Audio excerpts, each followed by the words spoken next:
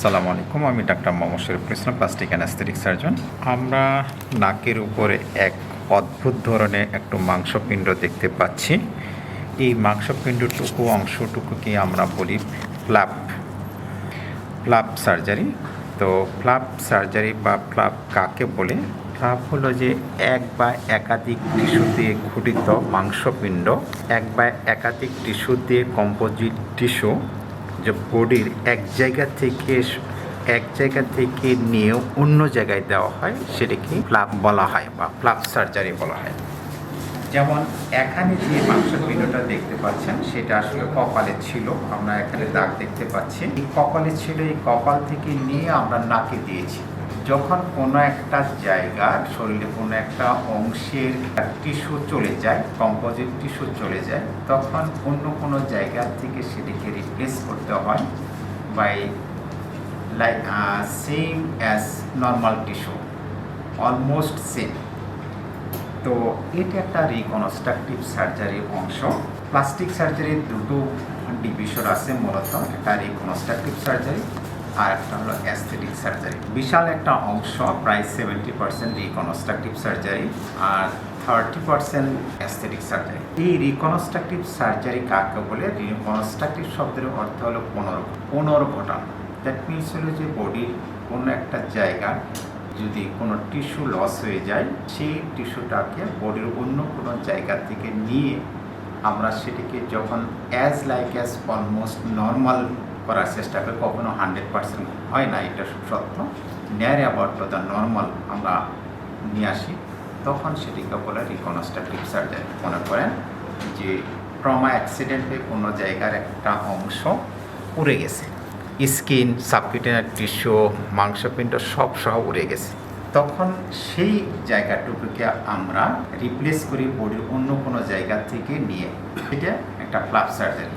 আবার ধরেন যে শরীরে কোনো একটা জায়গায় ক্যান্সার আছে, সেই ক্যান্সারটাকে এমনভাবে কাটতে হয় যাতে এটাকে আবার পুনরায় সেলাই দেওয়া সম্ভব হয় না। সেই ক্ষেত্রে আমরা ক্যান্সারটাকে খুব ভালোভাবে এক্সিশন করে যে ডিফেক্টটা থাকে, সেই ডিফেক্টটা বডির অন্য কোনো জায়গা থেকে মাংসপিণ্ড অথবা অলমোস্ট অ্যাজ নর্মাল টিস্যু, যখন বডির অন্য কোনো জায়গায়, যেমন যদি কোনো জায়গায় বোনস লস হয়ে যায়, সেই ক্ষেত্রে কিন্তু বোনস আমরা রিপ্লেস করে থাকি।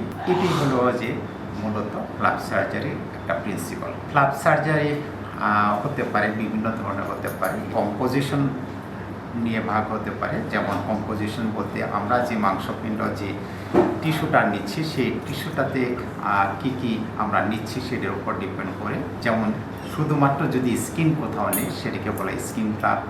স্কিনের সাথে সাবকিউটার টিস্যু থাকতে পারে, মাসেল থাকতে পারে, বোনস থাকতে পারে, এভরিথিং, যেখানে যেটা দরকার।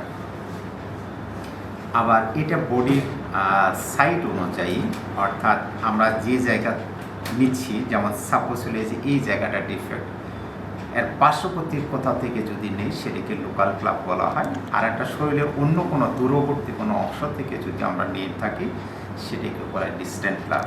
এরকমভাবে অনেক ধরনের ফ্ল্যাপ আছে। আবার সবচেয়ে প্রচলিত যে বিষয়টা, সেটা হলো free flap surgery. Free flap surgery সেটাকে ভাগ করা হয়েছে আসলে হলো ব্লাড সাপ্লাইয়ের উপর। আমরা যদি শরীরে কোনো অংশ থেকে যখন আমরা একটা টিস্যুকে নিয়ে আসছি, তার নিজস্ব ব্লাড সাপ্লাই সহ নিয়ে এসে আমরা এখানে যে ব্লাড সাপ্লাইটা আছে, মানে যে জায়গাটায় আমরা দেব, সেই জায়গায় ব্লাড ভেসেলের সাথে যদি অ্যানাস্টোমোসিস বা সংযোগ স্থাপন করে দেওয়া হয়, তখন সেটা হবে ফ্রি ফ্ল্যাপ সার্জারি। আরেকটা হলো পেডিকেল সার্জারি। আমি যেটা করেছি সেটা আসলে এক ধরনের পেডিকেল সার্জারি। দ্যাট ইজ হলে যে এখানে যে ব্লাড সাপ্লাইটা আছে, এই ব্লাড সাপ্লাইটা এটি আছে, জাস্ট এটি আমরা ঘুরিয়ে দিয়েছি, আমরা একদম বিচ্ছিন্ন করিনি, সেটা হলো পেডিকেল সার্জারি। তো ক্লাসিফিকেশন অনুযায়ী এটি হলো পেডিকেল সার্জারি, পেডিকেল ফ্ল্যাপ, এবং একই সঙ্গে এটি লোকাল ফ্ল্যাপ। তো যাই হোক, হলো যে প্লাস্টিক সার্জারির বিশাল একটা অংশ ফ্ল্যাপ সার্জারি। আমরা প্লাস্টিক সার্জারিতে বেশ কিছু ভাগ আছে, যেমন রিকনস্ট্রাকটিভ সার্জারি। রিকনস্ট্রাকটিভ সার্জারি এরকম আমরা ফ্ল্যাপ দিয়ে পুনর্গঠন করি অথবা স্কিন দিয়ে করি। যেমন আমাদের ক্যান্সার অ্যাক্সেশনের ক্ষেত্রে, ট্রমা অ্যাক্সিডেন্টের ক্ষেত্রে, বার্ন রিকনস্ট্রাকশন এভরি হয়। যে কোনোভাবে যদি কোনো টিস্যু সেখানে লস হয়ে থাকে, সেই টিস্যুটাকে আমরা রিপ্লেস করি বাই রিকনস্ট্রাকটিভ সার্জারির মাধ্যমে। প্লাস্টিক সার্জারি আরও কিছু ভাগ আছে। ক্রেনিওফেশিয়াল সার্জারি, দ্যাট ইজ হলো যে আমরা ক্ল্যাপ ফেলে এই ধরনের ডিফেক্ট হ্যান্ড সার্জারি হতে পারে, মাইক্রো সার্জারি হতে পারে, অ্যাস্থেটিক সার্জারি, চেস্ট সার্জারি, এটা আমাদের পার্ট। তো এরকম ভাগে আমাদের 8টা ডিভিশন আছে প্লাস্টিক সার্জারি।